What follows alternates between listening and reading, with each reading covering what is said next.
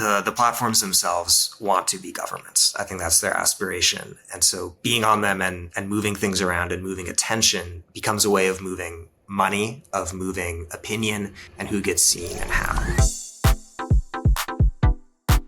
Recently, there's been a relentless moral panic about the internet. Politicians, media elites, pundits, and tech executives are all insisting that social media is rotting our brains, destroying democracy, and making us miserable. Every week, there's a new warning. TikTok is poisoning the youth. Facebook is radicalizing your uncle. And the only way to save ourselves is to log off. This afternoon, the Senate overwhelmingly passed landmark legislation aimed at keeping kids safer online. The final vote, 91 yeas to 3 nays, and it comes 6 months after an apology on Capitol Hill from Meta CEO Mark Zuckerberg to parents who say their kids were harmed online. But what if that's the exact opposite of what we should be doing? And what if this push to disconnect isn't about protecting us, but is instead about disempowering us? The reality is that the internet, as messy, chaotic, and algorithmically manipulated as it might be, is one of the only spaces where everyday people can assemble, communicate, and exert collective power. Governments, the legacy media, and people in power want you to stay offline because a public that is disengaged and fragmented is far easier to control. People in power want you to believe that social media and the internet is nothing more than an addictive distraction, rather than a crucial battleground where narratives are shaped,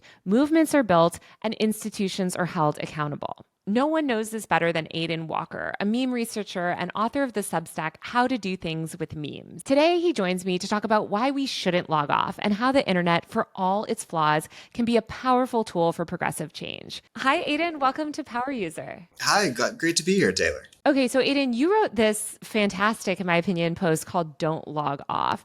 And just to get people started, I think there's so much discussion today about logging off. It seems to be what everybody wants is to spend less time on their phone, spend less time on the internet. Can you explain really succinctly your argument for why people should not log off right now?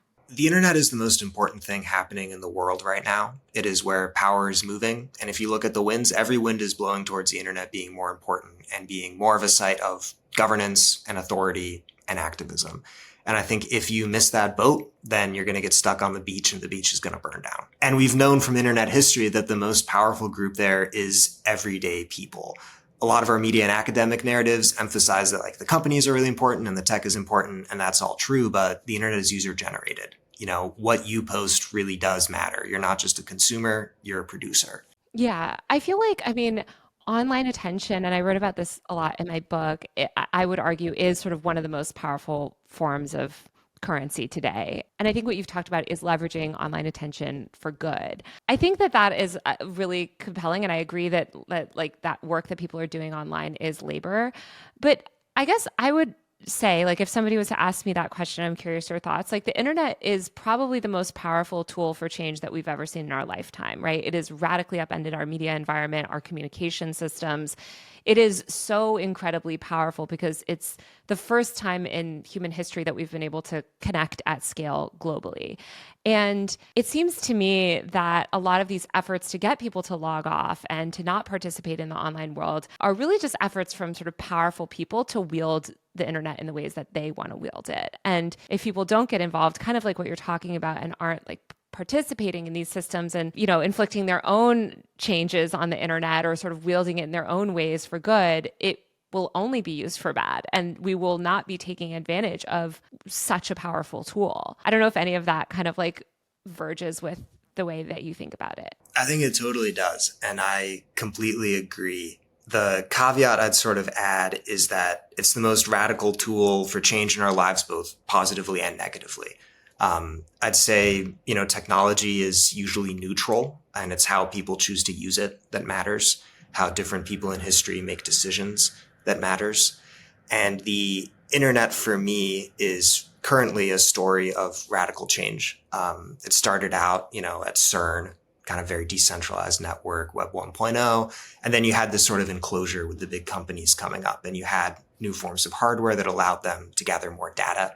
A phone in your pocket is better than a desktop. And all of that has now been used to kind of centralize and create an authoritarian sort of structure and way of governing, because that's often the work that they're doing.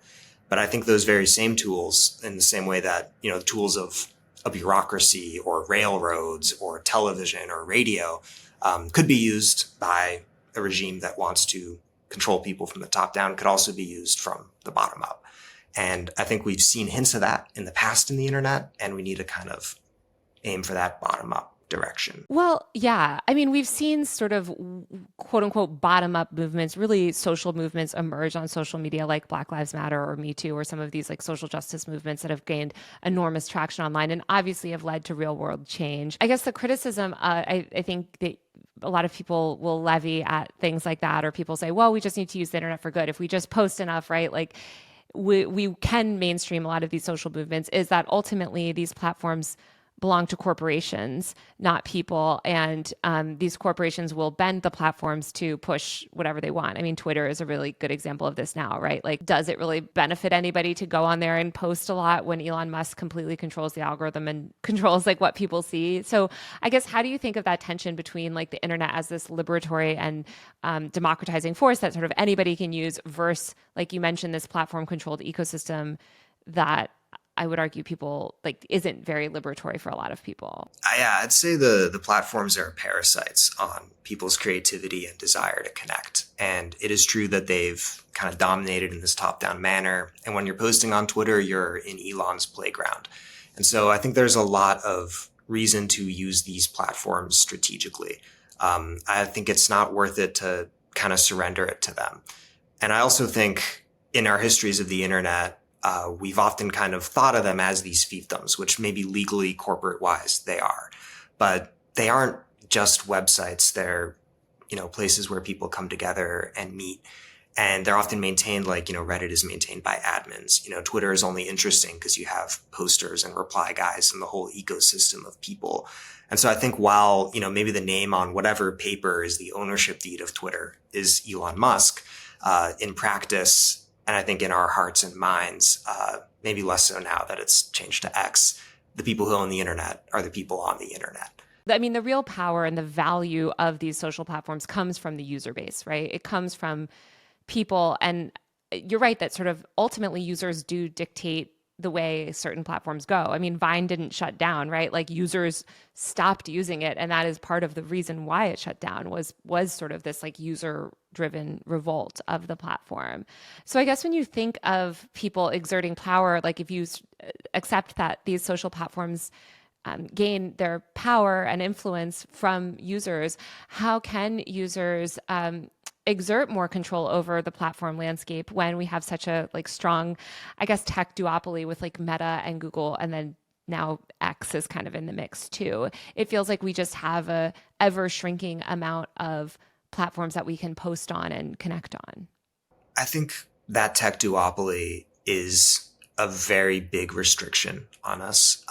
And it's definitely a moment where it feels like the internet is very dark. And I feel that as well.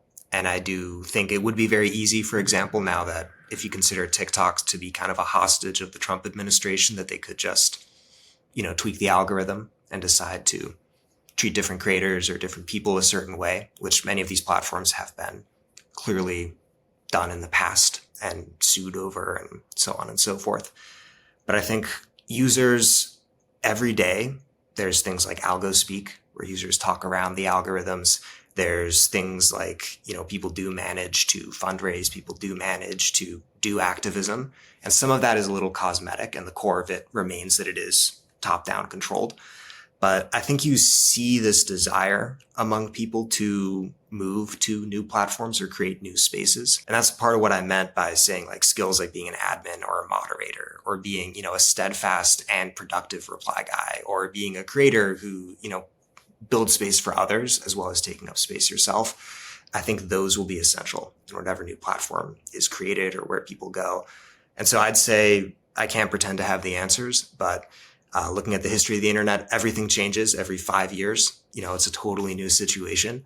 And this duopoly we have now, or triopoly or whatever it is going to be temporary. I don't know about that because I think it's been for the past like 15 years. I mean, the only reason TikTok was able to even remotely compete with Meta is because they sold them, Musically sold to ByteDance, and ByteDance poured $1 billion in app downloads ads alone in 2019 just to get the app off the ground. It's those levels of resources that you need to even compete with Meta or Google. And if you don't have those levels of resources of endless $1 billion, whether you're getting them from Elon Musk or a Chinese tech conglomerate, it's almost impossible for any new social platform to gain traction. I mean, I guess I'm just like thinking of even like Snapchat, right? Like all of these other apps have been so successfully and aggressively driven out of business by Meta and Google over the past decade. I don't know. I guess like, do you see signs of that ending? I see one sign of it ending just in terms of the broad dissatisfaction you see with these structures. I mean, I think TikTok did have massive financial backing and they did, run a very savvy campaign, but people also wanted to go there. It is, a convergence of factors, a moonshot. Then there have been tons of aggressive marketing campaigns, tons of kind of aggressive ways of putting thumbs on what would be like the scale that, haven't worked out. But I think that's a little bit what I mean by my argument of thinking more about the bottom up and putting agency there rather than in the top down.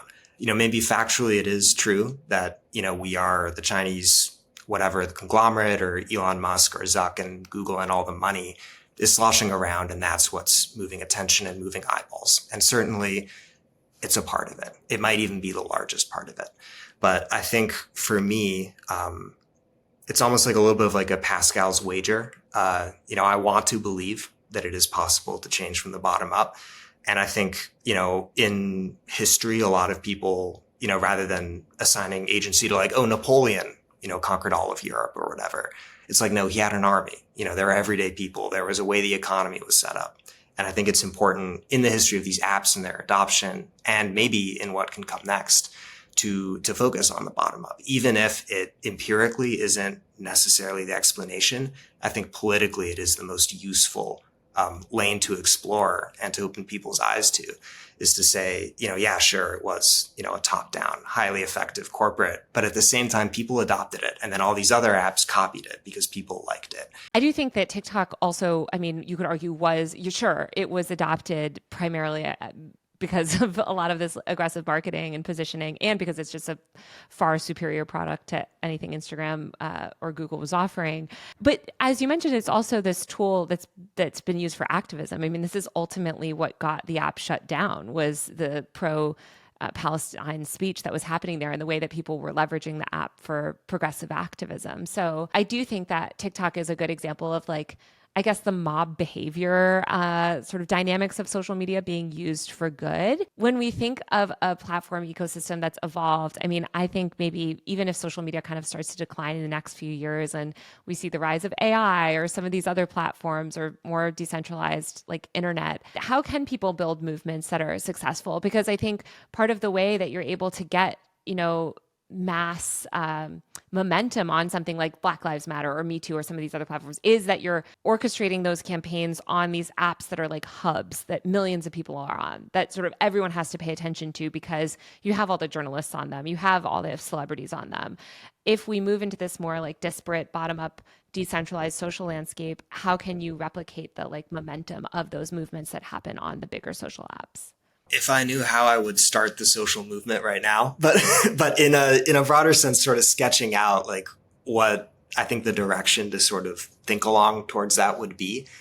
I think a lot about sort of the fact that these do happen because you have this massive accessible platform that everybody is on, and you can get a hashtag in front of millions of eyes, like in the course of a day, or a video in front of thousands, millions of eyes. And we've seen, both social movements and memes move along this same machinery.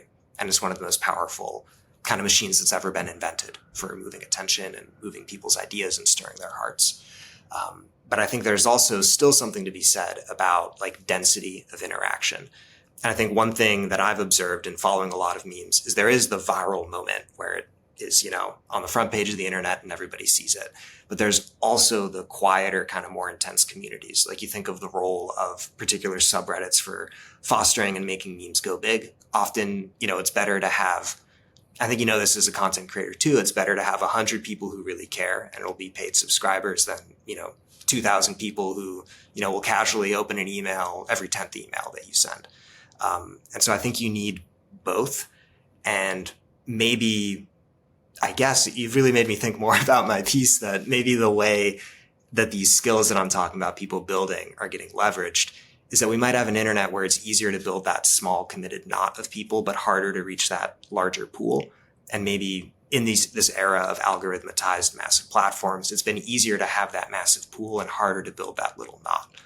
Which I think has often been the criticism of doing activism on the platforms, is that, you're reaching a bunch of people who are engaged in a shallow manner rather than sort of reaching the crew you want to ride or die with. I think of the internet, and I wrote about this so much in my book, but I think of the internet as like an attention machine and a way to connect people at scale, right? I mean, that's sort of the fundamental goal of the internet, is to connect people. And that can be used for good or bad, right? You can connect political extremists for really bad things, or you can connect people for progressive social movements that will do wonderful, amazing things in the world, right? I guess, like, especially as we move into this world of like more AI and algorithmic driven platforms, like it seems like people used to determine who got attention, and now algorithms a lot of the time determine who gets attention online. So if we want to go back to this world where people are determining who gets attention or what gets attention or what to pay attention to, how can they circumvent those algorithms?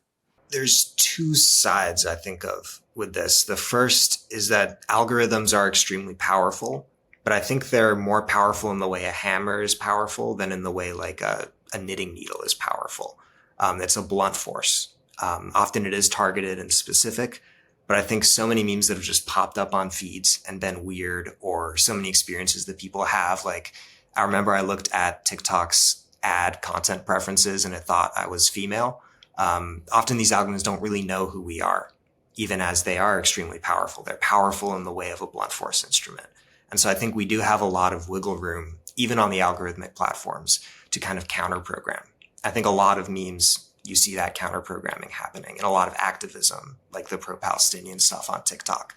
You see that people, either they're, kind of inventing ways to go around the algorithm, or the algorithm actually isn't that good at stopping them.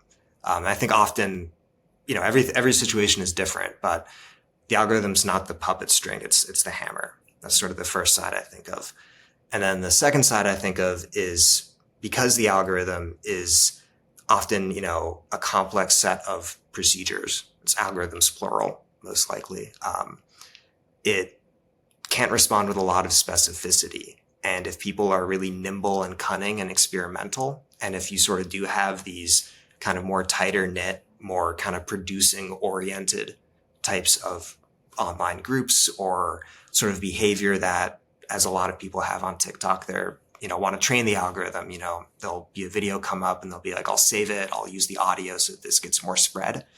I think that people can plan and be savvy around it. I think that as algorithms are becoming more prevalent, more people are realizing how to manipulate the inputs into the algorithms. Like you mentioned, the whole idea of like click to save, click to share. Even if you don't click, people realize that like just clicking the share button and copying that link, again, whether or not you ever send it anywhere, is a signal to the algorithm to boost it. And you've seen a lot of activists sort of like leverage those tactics, or like you mentioned, use things like product focused language when they're talking about activism, in order to tap into like the TikTok shop algorithm and get their content boosted, because the algorithm thinks that they're talking about shopping. So I do think like there are those ways to circumvent. You also talk about trolling the adversarial ecosystem of right-wing influencers, and you talk about this as another way. And to me, this also seems like a way of manipulating the algorithm, where you're kind of hopping on the algorithmic boosts that a lot of these extremists are getting, but you're redirecting that conversation with sort of trolling, I guess.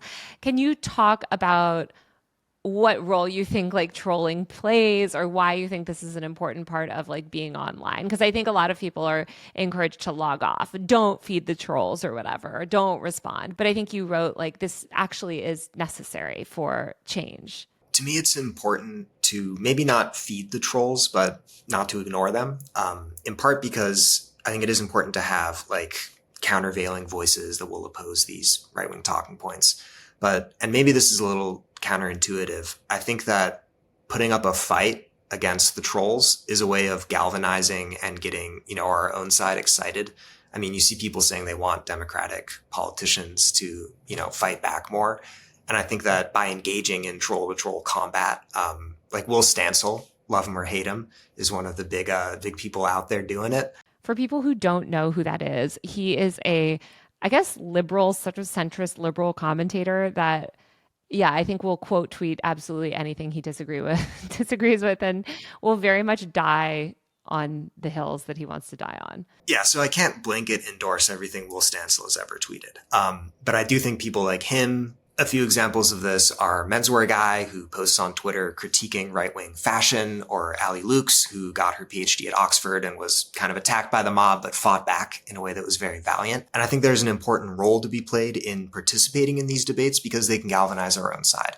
You know, people want Democratic politicians to fight back more. And I think online, by, showing a strong voice, pushing back on this stuff, even if it is sometimes cringe, even if it does seem to not be pandering to the better angels of our nature, I think it is important to show up. And that's part of how you build a movement, is it is going to be adversarial online debates. A lot of attention moves there. Well, I think like what you just said is the key, right? It's about attention. And I think that I totally disagree with the whole like don't feed the trolls idiom, in the sense that I think it's so important to redirect attention. And we see that, especially on the right, these right-wing influencers are so good at leveraging attention and derailing conversations. And I feel like when you don't have strong responses to that, whether it is like a menswear guy or this random, British academic, it just creates this vacuum where like there is no like counter narrative, I guess. And so I think it's so important, like you said, to create that like appearance of resistance, even if you are going up against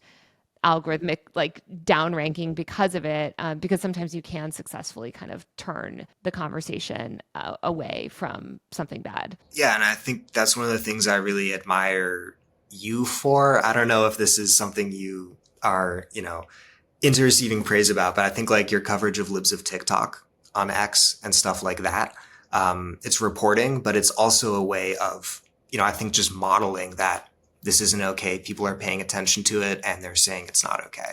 And I think just having that out there on the platform in whatever form it was, I think that did have an impact. Well, one thing I think that's so important to note with your work too is like you talk about this idea of like not logging off and being really online. And I think that the sort of underpinning belief behind it too is, which I agree with, is that the internet is very much real life. And this is like real. There are real stakes. Like I think hopefully in 2025, nobody is arguing otherwise, but I know for years, and even now, I mean, you do hear it on Blue Sky sometimes, people will be like, just ignore these people and they'll go away. Or they have these sort of misguided beliefs about platforming where it's like, well, if you respond to these trolls, you're quote unquote amplifying them. And, that might be true. It's just someone with like 200 followers or something. But when you're responding to these big right-wing figures, it seems important, right? Like, I mean, I guess like, can you kind of talk about that idea of like platforming or amplifying?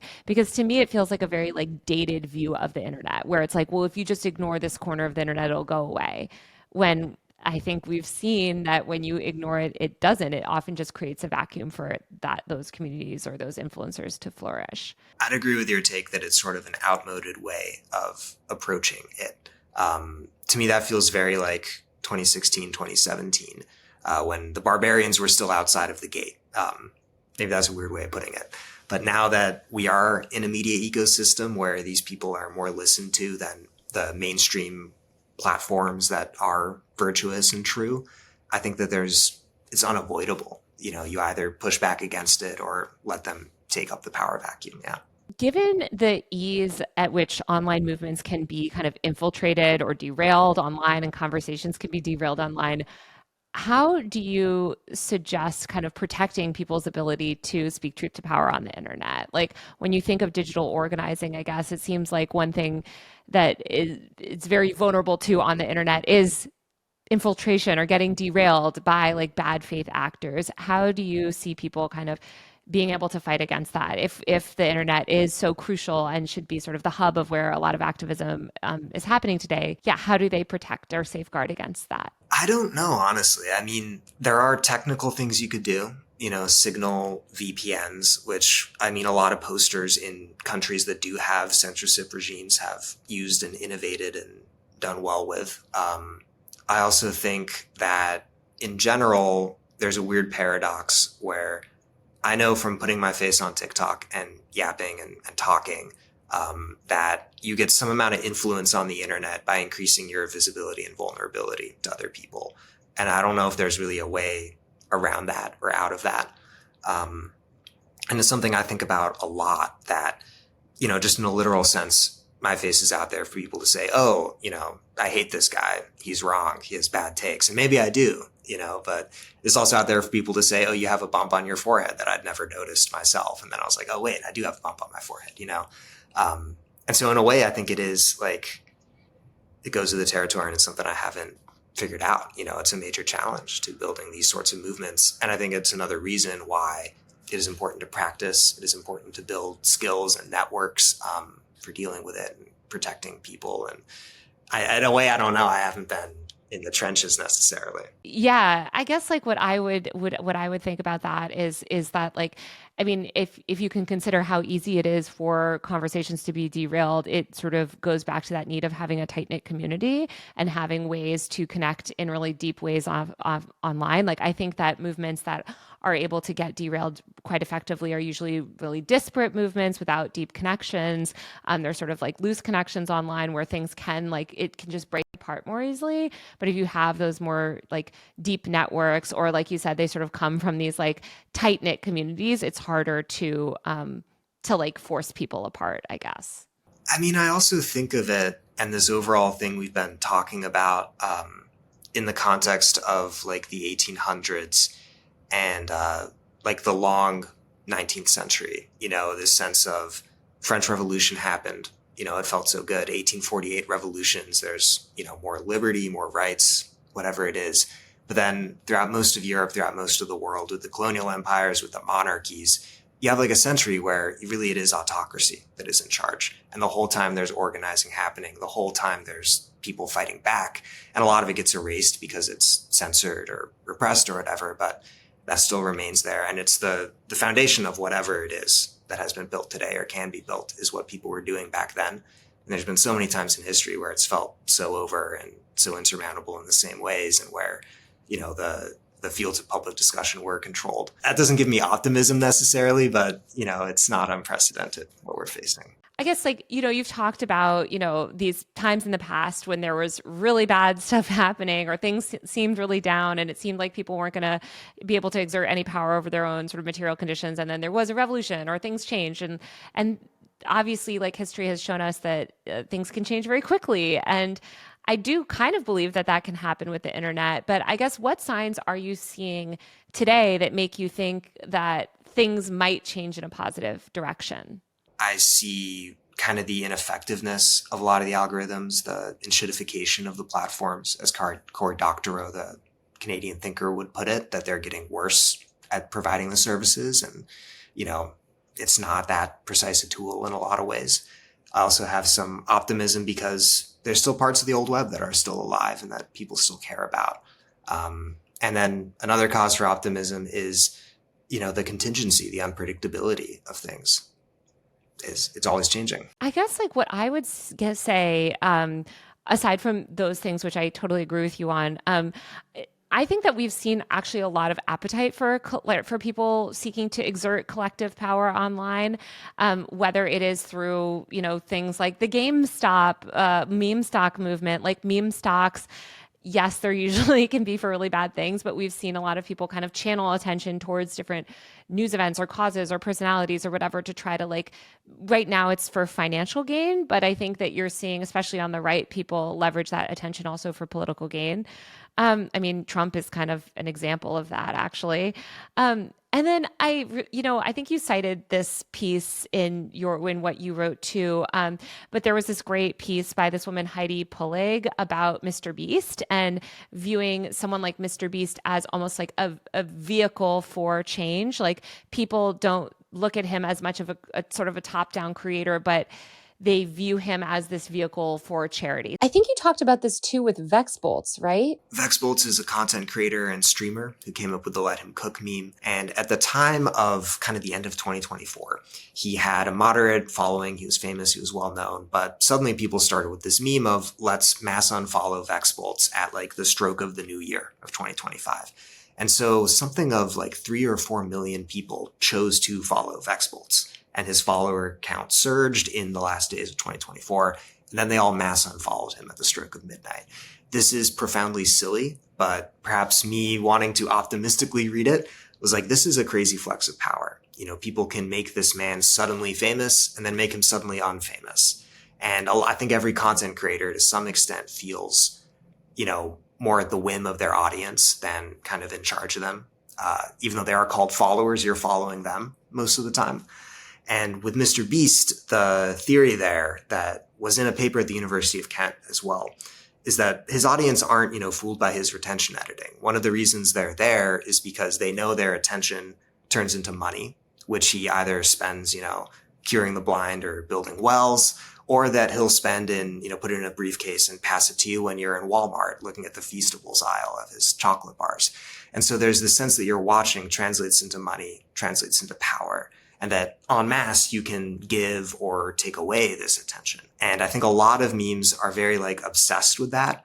And you see it even in earlier stuff. Like you could say, what else was Harambe? What else is really any meme Well, trend? the world record egg, I think, is a good example of this, right? When people tried to make, they successfully did make this picture of an egg, the most liked Instagram post, and it was sort of supposed to send this message to Kylie Jenner, who previously had the most liked post, that like, we have the power, we determine who gets famous. So, I mean, when you do see things like that, and I think we're seeing more and more of those types of memes. I don't know if there's a term for them or not, but I would say like these sort of participatory memes and content creators where their fame is predicated on that kind of participatory fame. So I guess when you look at these like participatory memes or participatory creators, do you see people being able to replicate those dynamics and seize that collective power for political means? Well, that's how I interpret Brat Summer, as being kind of these same dynamics brought to an explicitly political thing. I think looking back earlier, that's sort of the right-wing 2016 meme magic alt-right thing, whatever that was, it was a way of using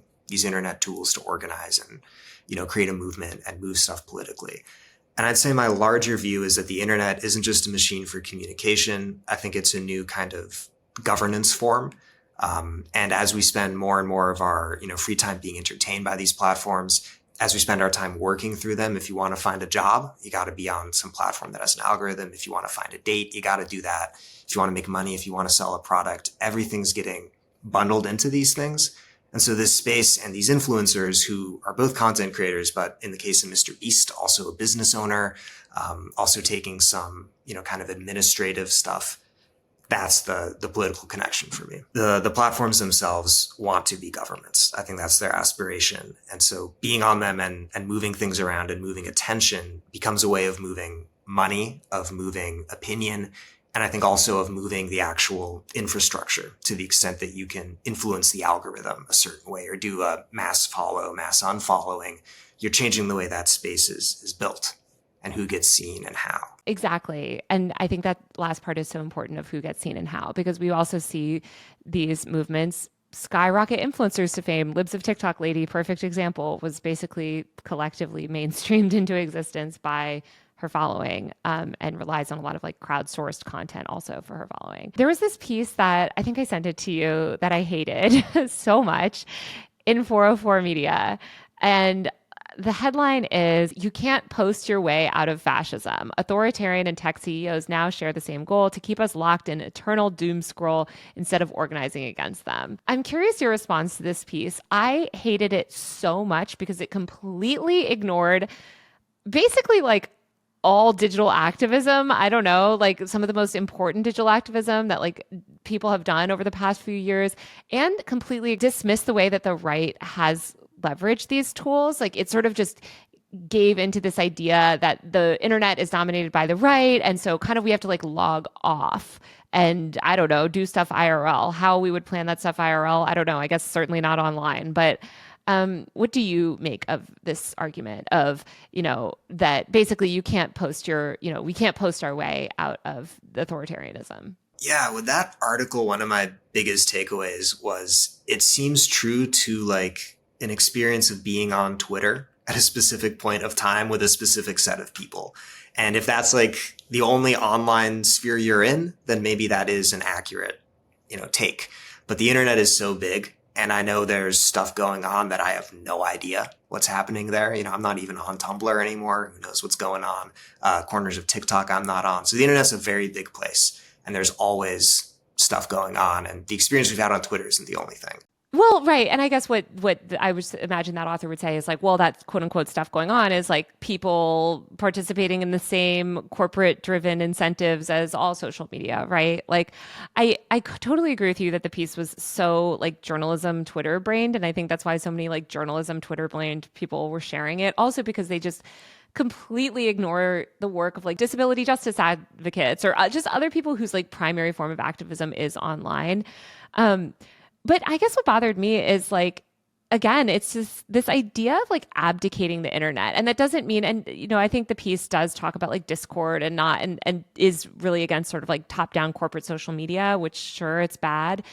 But it does seem so stupid to kind of like abdicate this idea or to inherently fetishize like offline activism as opposed to online activism. And this idea of like, oh, you're just like keyboard warriors, because again, look at what the right has done. Look at the way the far right has weaponized the internet and leveraged the internet to mainstream these politicians into power and to seize control of the conversation and to dominate the media cycle and to build these massive influencers platforms. Like, in my opinion, like that's just such a further case for, remaining online and trying to replicate that. And I think that a lot of people in progressive circles, like I think they're so against corporate social media that they sort of want to throw the baby out with the bathwater. I would agree with that. And I'd also say it is a bit of a false choice. Anybody who's doing in-person activism effectively is also going to be online and vice versa. And ideally you're doing both. You don't just pick one and not do the other.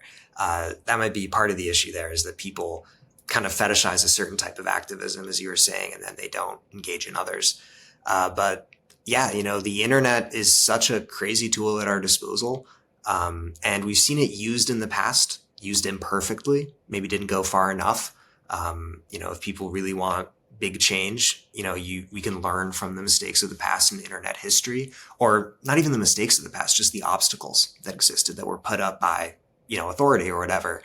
And, none of it is, like, in one point in the essay, I said ththey don't have to be walls. They can just be things you jump over. One big obstacle, I would say, is surveillance and speech. And a lot of these terrifying laws that we're seeing, like the Kids Online Safety Act or, these age verification laws where there's just aggressive restrictions happening around speech on the internet. And I'm curious if you've been following any of that stuff, like the fights against COSA, if you're involved in any of that, or any of the fights against these efforts to curtail speech. Because I think though a lot of these people maybe on the left don't want to acknowledge the liberatory nature of the internet, like people in power certainly have recognized it. Again, this is why we have the TikTok ban. This is why we're having these restrictions where they want to keep young people, especially offline. They don't want them to learn about things like reproductive justice or LGBTQ rights. So yeah, I guess like, how do you see those efforts to curtail speech and how can people fight back against them? I definitely agree. There's tons of efforts to curtail speech happening. And it's both at the legislative level in these bills that, I've called my congressman and stuff and gone protests and so on. But I think also just on the daily, that they're going to censor certain terms or, algorithmically promote one thing over another. And I'd say that one way to fight back against it is to use the tools that I guess are at our disposal as citizens. And another way to fight back against it is to use the tools at our disposal as posters, to continue to provide that information, whether it's, like a hard link to your own website on the, algorithmatized platform, whether it's just sort of concerted posting. In a way, I feel unqualified to like talk about these questions of like tactics for like running an online protest movement.